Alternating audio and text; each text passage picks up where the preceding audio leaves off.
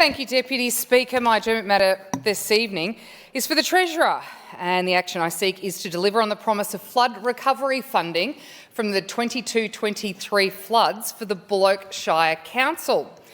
Recently, at a council meeting of the Buloke Shire Council, Deputy Speaker, Councillor Graham Milne moved a notice of motion to write to various ministers, including the Minister for Roads and Road Safety, and I will actually, in part, read from that notice of motion so that I don't miss anything out.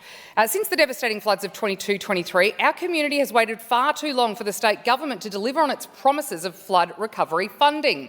Despite being one of the hardest hit regions, Buloke Shire has been forced to respond to the whims of the Disaster Recovery Fund arrangements assessors for the ever-changing methodology and procedures to be met with the collection of evidence, scoping of works and preparation of claim estimates.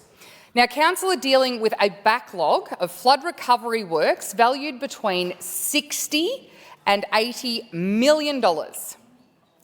Yet only a small contribution has been received to date, and the goalposts keep moving long after the event. The majority of roads remain in a dangerous and deteriorating condition, as the Minister for Roads and Road Safety well knows and talks about often, and with variable message signs now required to warn road users of the hazards.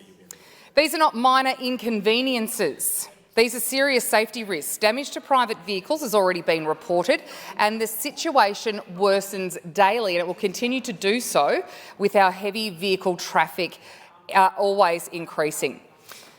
Councillor Milne goes on to say our ratepayers, school buses, contractors, families and emergency services are being forced to navigate roads that are not fit for purpose.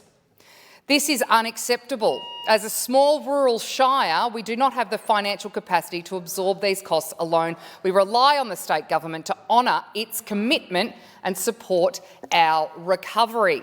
So I would ask that the Treasurer and the Minister for Roads and Road Safety work together to make sure a small shire, which already faces such incredible resourcing issues, bearing the cost of such a large geography with a small ratepayer base, to get that funding delivered as promised from the 22-23 floods.